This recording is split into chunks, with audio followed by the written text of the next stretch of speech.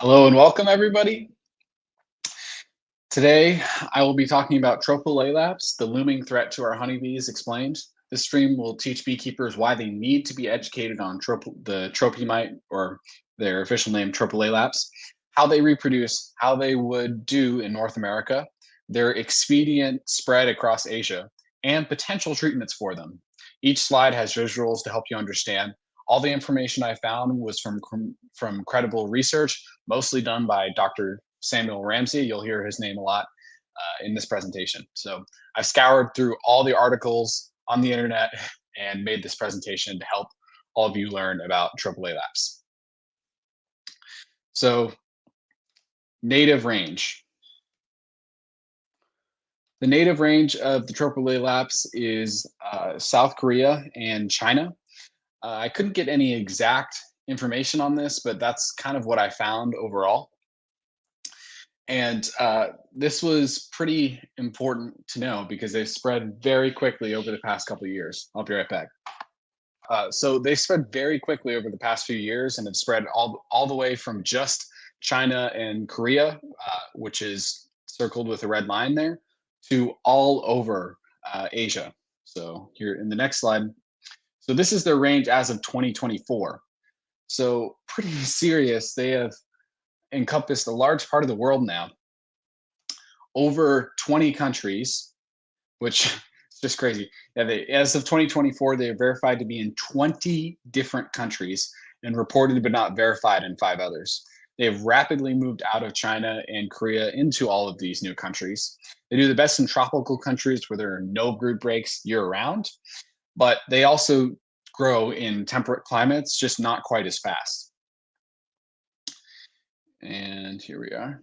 James Noel here in the chat. Yeah, if anybody, drop your questions in the chat and just let me know any questions you have and I'll answer them in the chat. So they're possible hosts. The Tropilaelaps originally co-evolved with the giant honeybee in Asia, Apis dorsata. And I'm not sure, this might be another species of the giant honeybee, Apis labrosa. The two species of Tropilaelaps that developed to feed on honeybees are the T. clariae and the T. mercandice.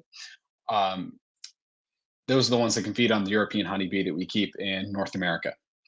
The Tropilaelaps did not evolve with our European honeybees, but jumped from the Apis dorsata, the Asian honeybee, the giant Asian honeybee, to parasitize our European honeybees. And as shown on the prior slide, they have really rapidly moved into many different countries across the world.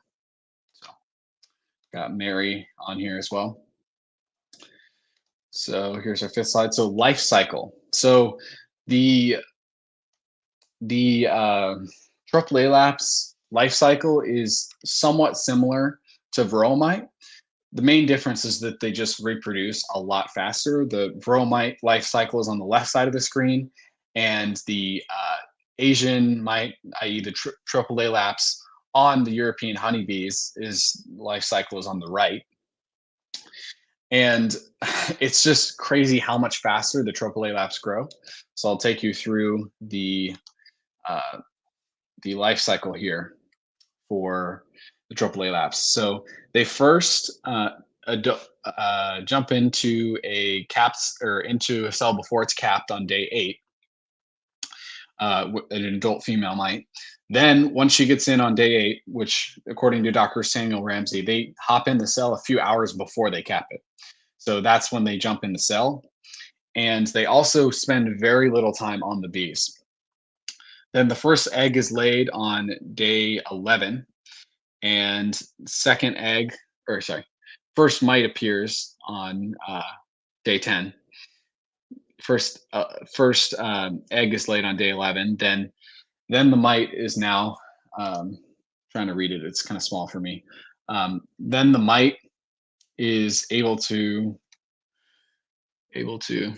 just give me 1 second so I can get a closer look at this. The mite is able to the second egg hatches on day 12. The third mite appears on the day 12. Sorry, The second egg hatches on day 11. Then the third egg hatches on day 13, and the fourth mite also appears. Then the fourth egg hatches on day 15, and so on and so forth. I could keep going, but basically, they are able to reproduce infinitely faster than the varroa mites do. And this is due to a couple factors, which is partially just that they take less time to grow when they're in the cell, and the mites have to fully develop before the bee hatches. And so the Tropilaelaps mite are just able to reproduce a lot faster and create a lot more eggs faster. But later I'll get into another reason why they're able to reproduce so quickly. The Tropilaelaps look rather different than the varroa mite. As you can see on this slide, the um, the Tropilaelaps are the ones, they're all over the white pupae, and they're much longer. They're about a third of the width of a varroa mite, and they're really fast. So the varroa mites are really slow and will barely move when you see them. The Tropilaelaps are like, bunnies. They're just hopping around, running around the hive, speeding around. So they can move really quickly, and they're much thinner, or yeah, much thinner than the varroa mite. So when you see one, if you've seen a varroa mite before and you look at this slide, they look very, very different. And they also feed differently on the Tropilaelap, or on the varroa mites. Look, on the bee pupa. So the bee pupa, the honeybees, the Tropilaelaps evolved to feed on honeybee pupa and die within a few days. Or sorry, uh, and the Tropilaelaps evolved to feed on honeybee pupa and die within a few days if they don't have any pupa to feed on. So when the hive goes broodless for more than a few days, the hive dies. So like if the Apis dorsata, the Asian honeybee, giant Asian honeybee, swarmed, then the Tropilaelaps would not be able to survive that. All of them would die. So it's important for you to know, like, brood breaks are very effective in killing these Tropilaelaps mites. They are able to reproduce really, really fast, but it's not that big of an issue. They're a dangerous mite, but fortunately, they do have that weakness of not being able to live on the adult bees without their brood being around for them to go into. Yeah, someone said in the comments here, they look like a tick. Yeah, they do, Jessica. They do kind of look like a tick. That's what they remind. They remind me of deer ticks. I don't know if everybody has those, but here in Maine we get them, and they look very similar to deer ticks for sure.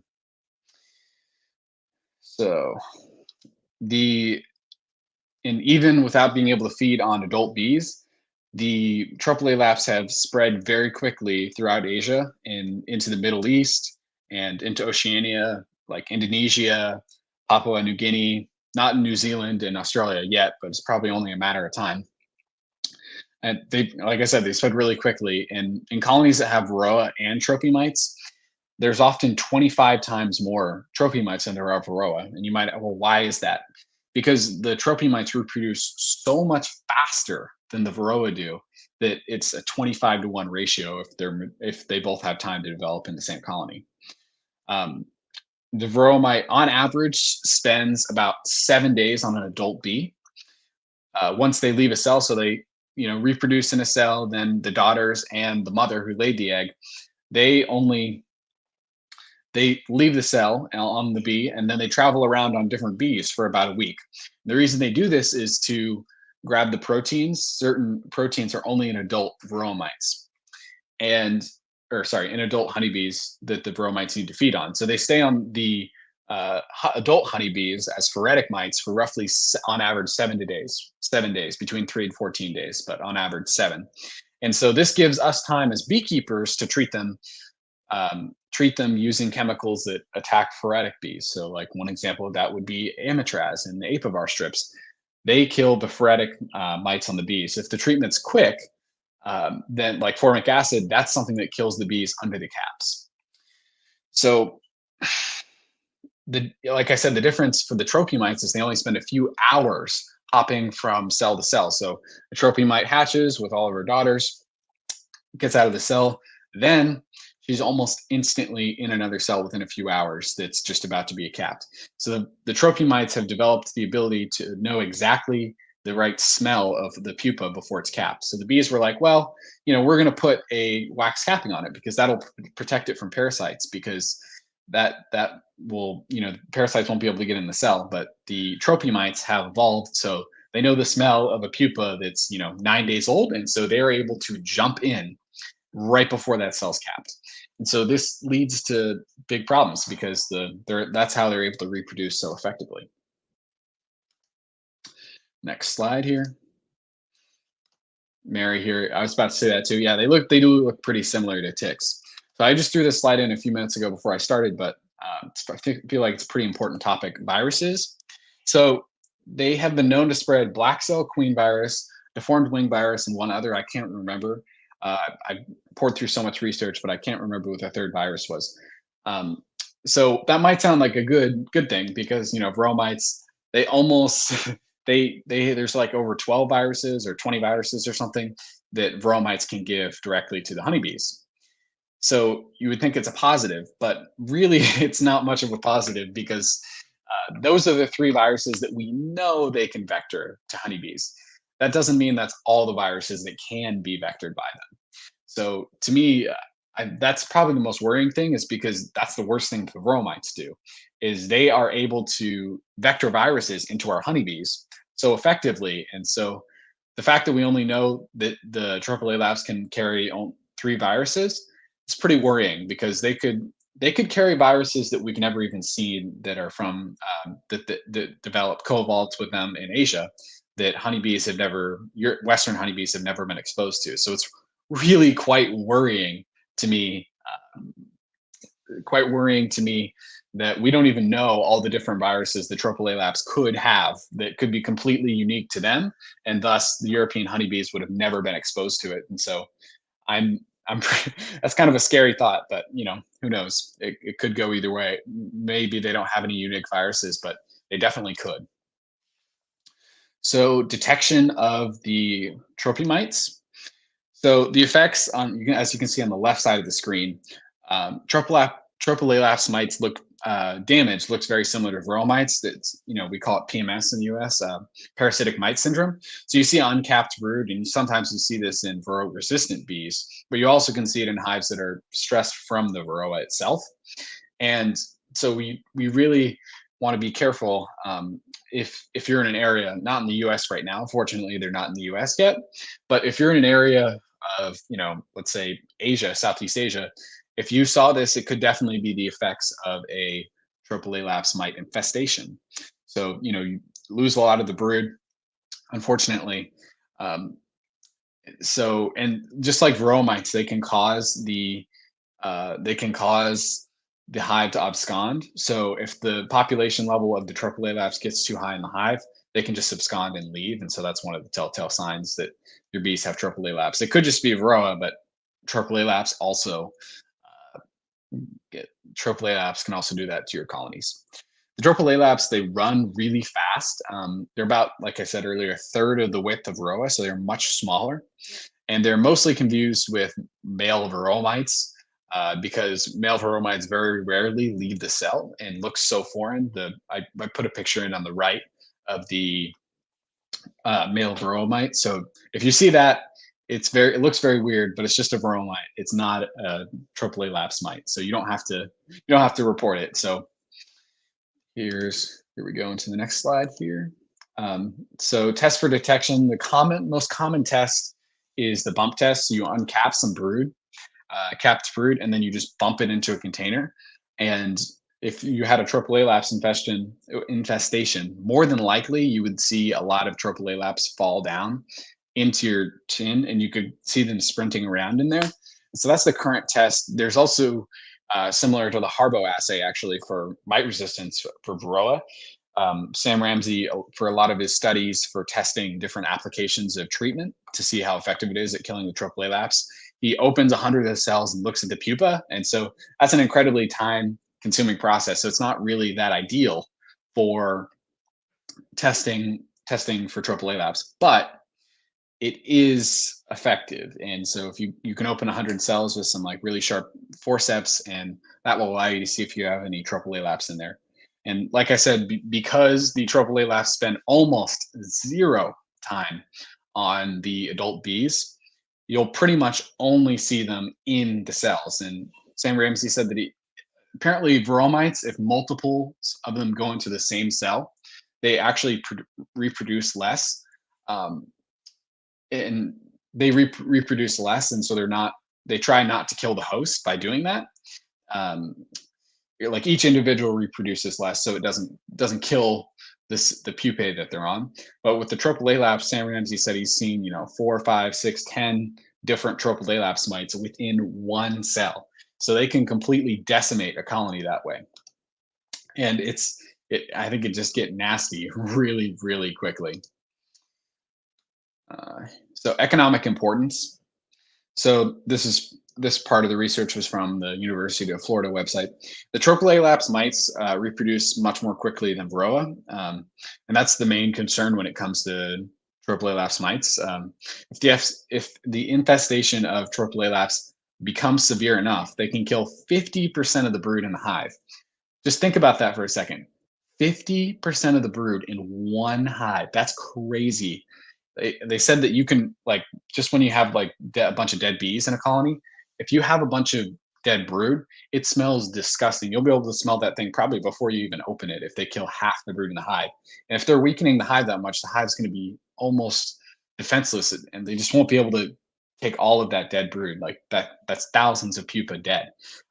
It's really could be a disaster really quickly. We got Jessica Fairfax. When testing like that, would you need to spray your tray with some kind of oil to keep them from running out? It's a great question, Jessica. I haven't actually heard of anyone doing that. It's well within reason that some people have done that. I think it probably couldn't hurt, but as far as I know, people have done it without putting any oil in the tray. They just look down right after, and even though they're fast, they're really small, so it's hard for them to travel a large distance short enough. By the time that you pull up that frame, everything should be all right. So I don't I don't think it would be an issue. Yeah, and just one thing with the last slide as well. They shorten the lifespan of the adult bees just like Varroa do, but it's to a higher extent. And the reason why that is because the Tropilaelaps attack more of the pupa, and that just allows them to kill the hive faster. So they do it in a different way. Varroa mostly kill the hive through viruses. They damage and shorten the lifespan of the bees. The Tropilaelaps, they may have to carry a lot of viruses, but what we know they're really good at is reproducing very, very fast, and therefore killing so many of the pupa that it really takes the hive downhill really quickly.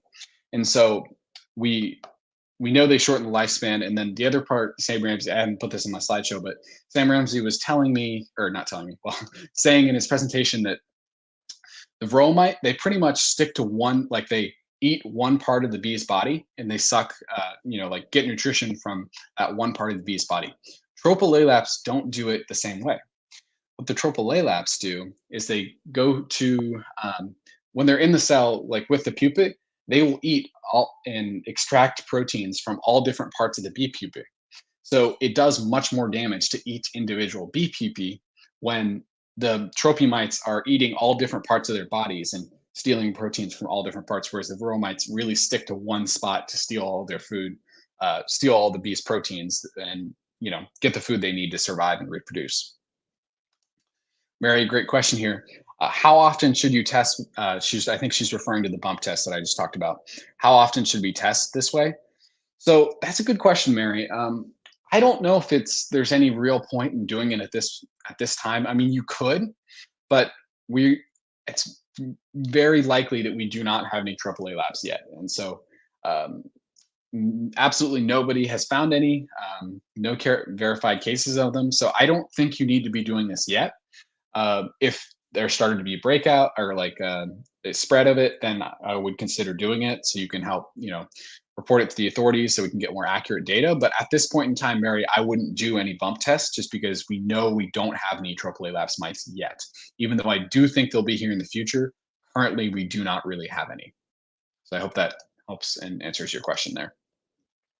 So I wanted to talk about the royal mites in Australia that came in June of 2022, because this is the best case sample for what for the Tropilaelaps. Because even though they're not the Tropilaelaps mite, it shows that even in modern times with modern laws and technology, we're still not able to keep these infestations from going to new countries. There's a whole ocean between Australia and anywhere else. And so I think Australia in 2022 and the Veromite being becoming an infestation there is only proof that even with our current, like I said, current laws and technology, it's really only a matter of time before the Tropilaelaps get here. Some people might say I'm fear mongering, but I really truly believe that. I really think that it's only a matter of time before the Tropilaelaps get here. As I said, in 2022, the royal mites were introduced to Australia.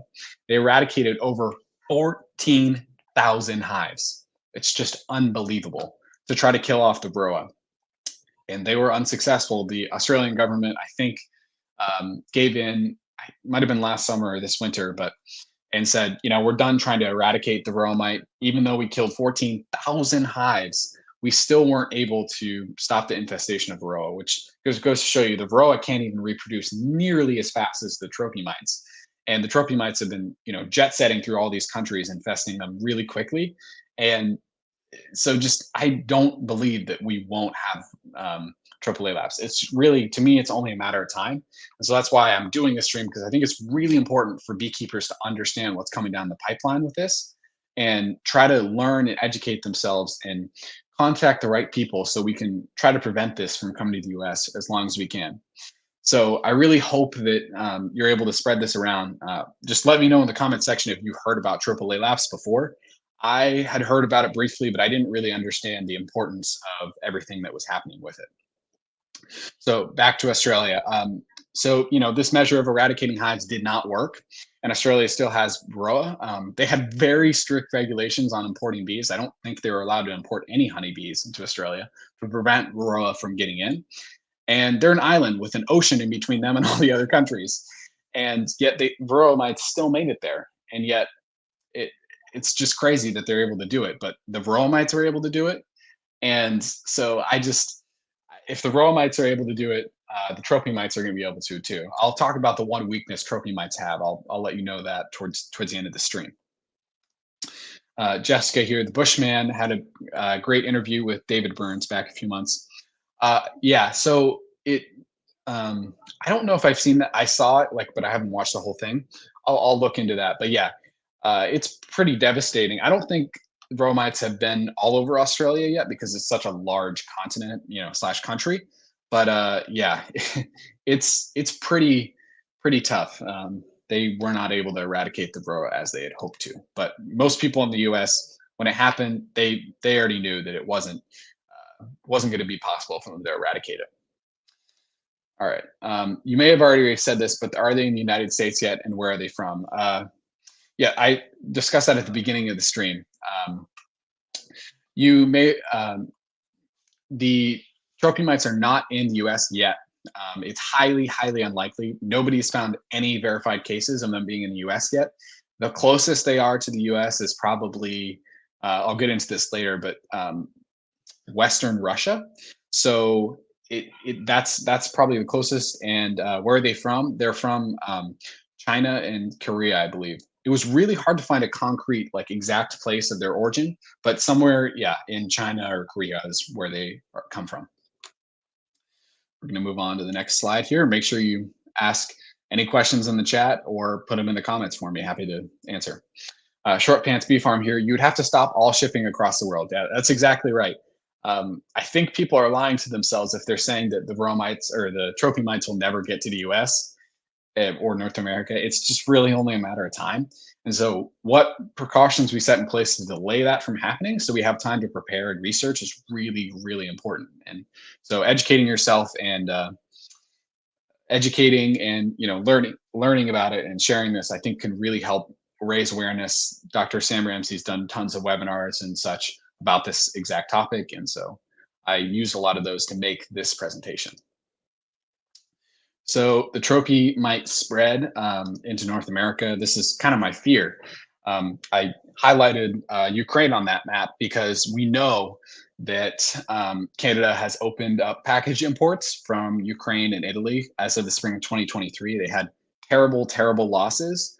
And so they allowed the importation of packages from Ukraine and Italy, which is not surprising, especially from Ukraine, because they have like the highest percent of their population in the world that keeps bees from their country. But to me, this is a disaster waiting to happen. There have been many reports of trophy mites in Russia. They haven't been completely verified, partially due to the war, but um, it seems highly likely because the trophy mites have been verified in many places and many places in the Asian steppe. So off to the right side of the map in, I can go back a couple slides. They have been verified in, yeah, they've been verified in, really going to test my geography skills here. Uh, no, it's not Afghanistan. Or yeah, Afghanistan, Uzbekistan. They have not been they haven't been verified yet in Kazakhstan yet, but they've also been reported, but not verified in Ukraine. So that to me is a disaster waiting to happen if we're shipping bees into North America from the Ukraine. And where they potentially have trophy mites. That just seems like a bad idea. But I don't really blame the Canadians. I'll get into why they had to do that later. The trophy mites have likely been in Russia since 2020, according to some Russian scientists. We don't know this for sure, but that seems to be when the trophy mites got to Russia. I'm not sure which part of Russia. I didn't really get that clarification because Russia is an incredibly long country.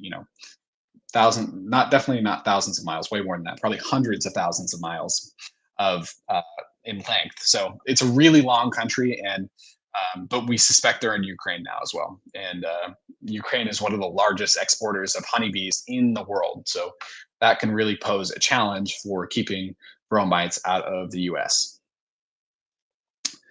So we got some more questions. So JB, do Varroa treatments work on trophy? Short answer: some of them do, some of them don't. I'm going to get into that towards the end of the presentation. I'm putting the scary stuff on the front end. The back half is more the positive and what I think we should get to. Short Pants Bee Farm here. Good reason to buy local. Yeah, absolutely. It is a good reason to buy local. If we're importing bees from continents away, problems are going to probably arise. It's not ideal. I mean, honeybees aren't native to North America, but we're bringing in other honeybees problems by importing bees across from other countries. Jessica here. I've been following the Bush Bee Man and the Aussie Beekeeper on YouTube for a few years now. Great videos. I have seen some of their videos for sure, Jessica. Yeah, I've enjoyed them. It's pretty cool. I mean, until now they didn't have Varroa, so it seemed like kind of the dreamland for some of us in the U.S. who have Varroa. All right, here we go. Next slide here.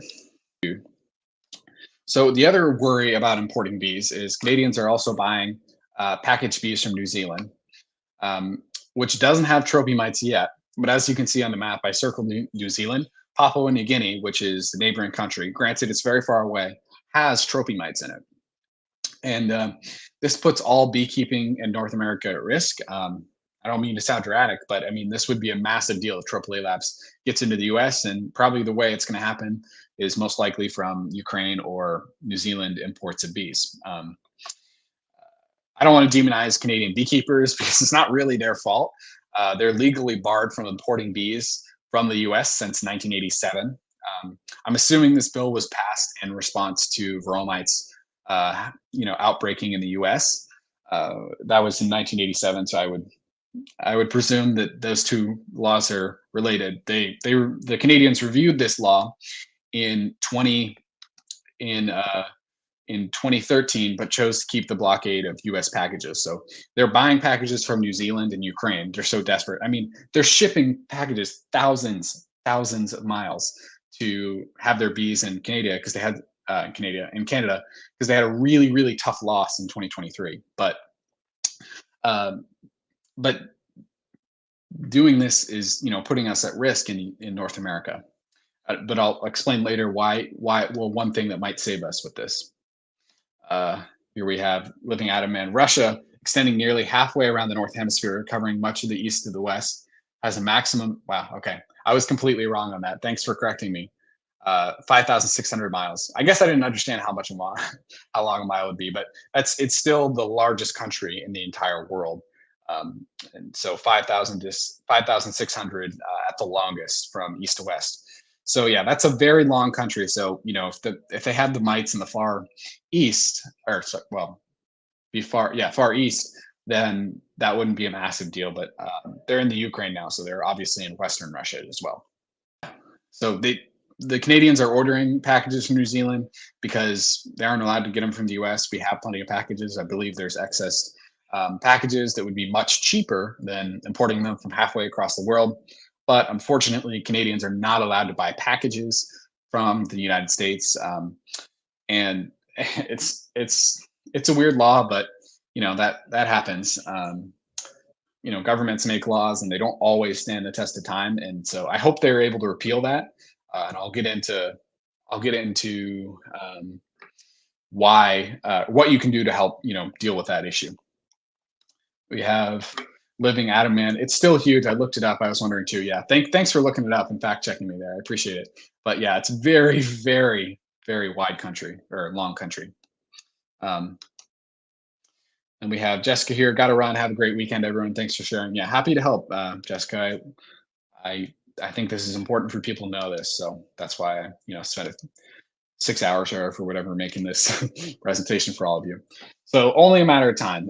Considering how Australia had such strict regulations and it to not let Varroa in, and it failed. Personally, I think that Tropilaelaps will come to the U.S. and a lot sooner than I was thinking before I made this presentation and I really dug into the research, especially considering that risk that I just mentioned with packages from Ukraine and New Zealand.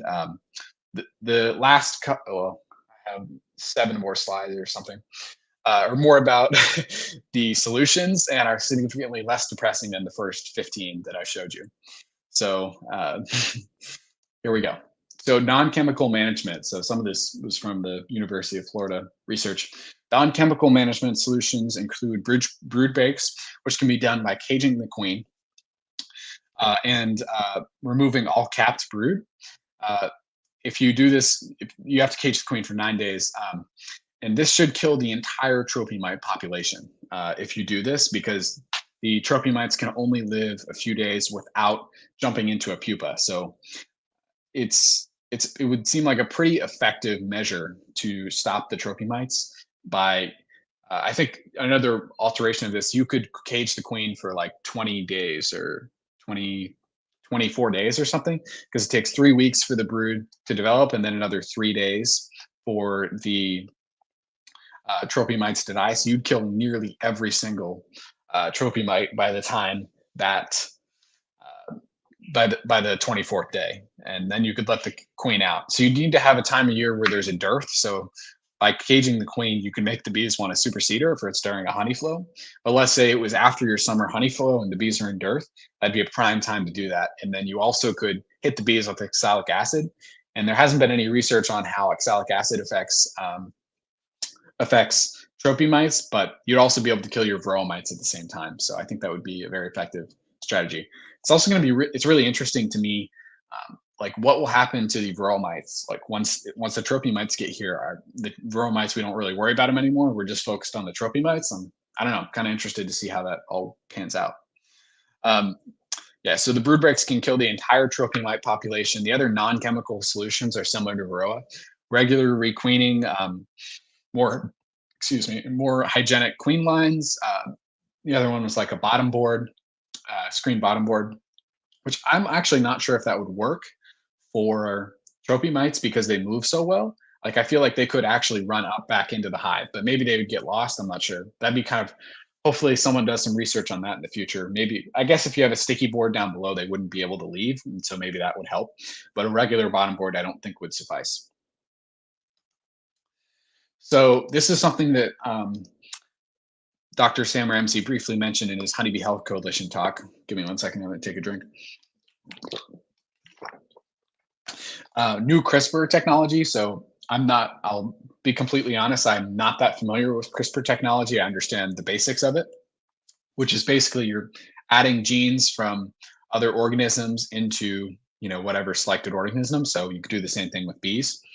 Um, so Dr. Sam Ramsey mentioned how Apis dorsata, which is like one of the bees that co-evolved with the Tropilaelaps mite, um, could we could use CRISPR to modify the European honeybees with some of the genes associated with combating the tropy mites that naturally co-evolved in the Apis dorsata, the giant Asian honeybee.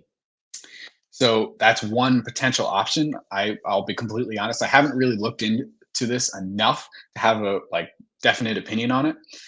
I think it could be a good idea potentially. It would likely have some drawbacks. There are probably some traits that we would also get with that resistance that we wouldn't be used to in the European honeybee. So we'd have to deal with that as it happened. So I'm not sure how exactly that'd work out, but they've certainly done this on use CRISPR tech on different crops, so they're resistant to herbicides like or herbicides herbicides like Roundup is one of the so now farmers can spray their corn completely with Roundup and without killing their crops. It'll only kill the weeds. And so, it's been used in that. And then I recently, when I was just did a quick Google search, and it also has been done on cows. They've added a gene that makes it so cows resistant to um, are resistant to tuberculosis. So it's been used on livestock, whether that be and crops. And so I don't know if it'd work well, but I think there's a potential that that could work. If the tropomides get to the North America and they're really a huge problem, then it really could become a important tool that we could try. Short pants bee farm here. They used CRISPR to make resistant chestnut trees. Yeah, so I think is that the Chinese chestnut short pants? It could be. I know that there's a pest for the chestnut. If you could put it in the chat, I can't remember it, or some kind of disease that's killed most of the American chestnut trees, which are great for bees, by the way. So we have, oh yeah, heating treatment. So these next couple slides are what I've learned from Dr. Sam Ramsey's research in Southeast Asia. Um, he was researching different treatments. He's very passionate about, as I've said, researching the Tropilaelaps before they get here because they've moved out from a few countries, 10 or 15 years ago to over 20 countries now, at least, probably closer to 30 different countries. So we need to research them. And so there's some of the tests that he's done. And so this graph is a little bit blurry, so I'll try to explain it as best as I can. But the heating treatment is all the way on the right. And so the red lines on the bars all the way to the right, that's the heating pads. And then down the right side of the graph, it names 3 different yards. The banana garden, I'm not going to, Berhapa, this was research is done in Thailand, so they're not English names, but so he chose these 3 different yards and had multiple colonies. And this is what he found is that the blue line is the live varroa mites found, and the red line is the amount of dead varroa mites found. So what he did is opened up 100 cells, counted the amount of live and dead varroa mites, and that's what he based his calculations off of. So if you look at the top heating pad study, you can see that it was pretty effective. And by the end of the treatment, the mites were pretty low. But if you look all the way to the left at the control, you can see how that may not actually be that statistically significant because the heating pad, and I'm looking at the first yard, the banana garden, that hive saw an increase and a decrease and just generally had a low population of trophy mites, even in the control. So what his synopsis of all the, I'm not going to break down each line, but his synopsis of the heating treatment was he saw that pretty high kill in the first week. After that first week kill, he saw a significant decrease in the amount killed, and the trophy mites rebounded really quickly. And so he had some hypothesis, but nothing concrete for that. And overall, it was very inconsistent. He said that some hives would within a yard, like sitting next to each other, same size, everything, he would see a really significant kill, and there'll be very few live varroa mites, or sorry, not varroa. But yeah, live mites, but he'd also see just very inconsistent kills overall. So here we are. Um, and so the other treatment, and he did this treatment by heating up the pads to heating up the hive to 106 degrees for 160 minutes, and it, like I said, yielded inconsistent results. Some of the cases, it killed a high percentage of mites, others it didn't. They tried making these special heating coils for this test, but unfortunately, they weren't able to properly test them in the amount of time because it took the bees so long to draw out the frames and get used to them that they just weren't able to do so. So that was unfortunate, but hopefully he'll be able to extend some of that research next time. And here we are. So the chemical treatments, I said Varroa, that's not what I meant. This, yeah. Um, it says dead Varroa count, but I found this from an article, I believe, about Tropilaelaps. So I think it just might is mislabeled. But um, so the formic acid he said was incredibly effective. So the formic acid in the form of Formic Pro, like the treatment produced in, I believe it's Canada by Nod, is quite effective on the Varroa count. He would see more dead Varroa in those cells because of how the treatments worked differently than the heat. They killed a lot of the mites really quickly, and so that's why you would find more dead mites within the cells than some of the other treatments. And he found it actually to be more effective, I think, overall to use the liquid formic. It was adding like one burst of formic at a time, and it killed all the mites pretty quickly. And so that was his other treatment. So both of these treatments of formic acid work really well on the bromites. And I didn't put in a slide about this, but I'll mention it anyway. The Tropilaelaps mites, like I said, mentioned a couple times now, they only spend about 3 hours out of the cell or something like that. Very short amount of time in the cell.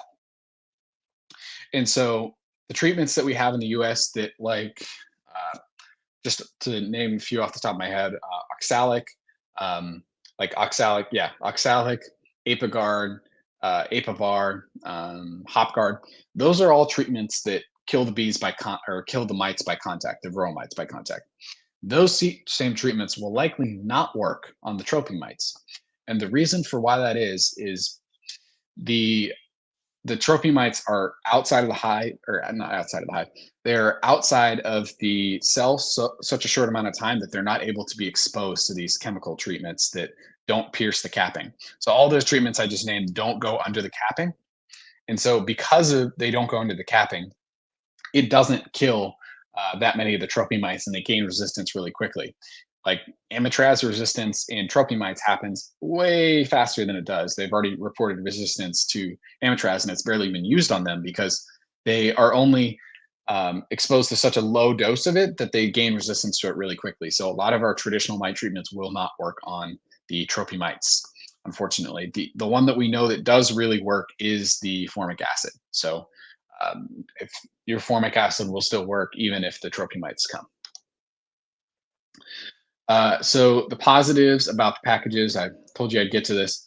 The packages shipped from Eastern Europe and the Ukraine or in New Zealand will likely spend many days in a plane or a ship before arriving in North America. And so theoretically, that should kill all of the mites, the trophy mites that are in there. Does that really seem to be the case? I don't think so. Or, well, it should kill the vast majority of them. But here's the thing: why can't we just set the laws so Canadians don't have to import bees from across the world? Because think about it, it only takes just a few trophy mites to create a massive problem. So whilst it should kill all the mites in the couple days it would take for the packages to get from New Zealand all the way till or Ukraine all the way till they get to North America, Canada, whatever. That should kill all of them, but we really shouldn't have everything set up that way because it poses a higher risk of the Tropilaelaps actually getting to North America and spreading. As they spread really quickly across many countries in Asia, they'll spread quickly across all the states and provinces in the US and Canada, and I would assume down to South America eventually too.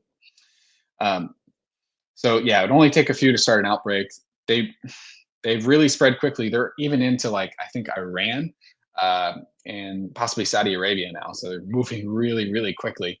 And we think they're in the Ukraine already. So it'll only be a matter of time before they're in like France, Germany, Spain, anywhere in Western Europe. So it just doesn't make any sense to me why we um, shouldn't try to stack the cards in our favor and not have any risk of them going from either Ukraine or New Zealand into the New Zealand or the Ukraine, and then import them into Canada. So, hope for the future. Um, I try to put some positive stuff at the end of the slideshow because there are some positives. That I think if Tropilaelaps come to the U.S. or when they do, it's not the end of the world. I don't think all of our bees are going to die and we won't have a commercial bee industry anymore or a hobbyist bee industry. I think it's going to it's everything's going to be okay, but it certainly I think there'll be a transition period as there was when Varroa came to the U.S. So if we're able to disrupt the way the Tropilaelaps steals the proteins from the bees' bodies, this would be a way for us to stop or slow down the mites' reproduction. And so we wouldn't have to spray a bunch of pesticides into a hive to try to kill the trophy mite. If ideally we could, this is way down the road, many years, but if we were able to go through and stop it from reproducing, or even just slow it down, we would be such a large step in the right direction in dealing with these problems that come along with the AAA-Labs mite. There's, I think, like three more slides. I capitalized the U. What can you do? So um, I'm not just saying this as a plug. I really think it's important that um, people know about this mite. So please try to spread this around. I'll link Sam Ramseys' other presentations because he's way better at talking about trophy mites than I am in the comments section. Share them around. Make sure people know. I looked at the view counts on some of those videos and they weren't that high. So spread this chat around, spread those webinars around. We really need as much awareness as we can on this. It's really, really important. And I wouldn't be making this slideshow and if I didn't think it was this important. Support the American Beekeeping Federation because they're the ones I think they're involved in stopping the bee blockade from Canada. Um, so allowing Canadians to import American bees won't just help the Canadian prices, will be lower for them if they buy packages from the US, but they'll also lower the risk of Tropilaelaps and help the American bee industry as well by selling packages. So it's really a win-win-win for everyone. And so if you support, become a member of the American Beekeeping Federation, they're the ones I think that are trying to get that done. So it's really important that we support them because this is something we as beekeepers in North America, it's just so important that we prevent the spread of Tropilaelaps for now so we have time. And, the more people who know about these trophy mites, know what they look like, the less false reports will be given to the people who identify them, like Sam Ramsey. So they'll be able to better figure out, have more time to identify and verify the actual infestations in different places. So the better we're able to spread this information and have people be educated, the easier it will be to get accurate information. And the other plug I'll put all this stuff in the description. I haven't put it yet there. You can also donate to the Ramsey Foundation. I believe it funds his research. I'll link it in the description after the stream or pin it in the first comment. So I'll make sure to do that for all of you. So those are the things that I think that any beekeeper can do, or some of you can. Here's my last slide here. So this is kind of my final verdict on everything. It only seems like a matter of time before the Tropilaelaps come to the U.S. That's my opinion, but I really haven't seen compelling evidence that it won't get here. The only thing we really have going for us is that it dies really quickly when it doesn't have brood to get into it. So that's pretty much the only good part about all of this is they packages likely won't transmit it, but it only just takes a few. So out of thousands of packages and hundreds of thousands or millions of bees, a couple of trophy mites are going to be able to get through. So the more research that we can do now before they get here is so important.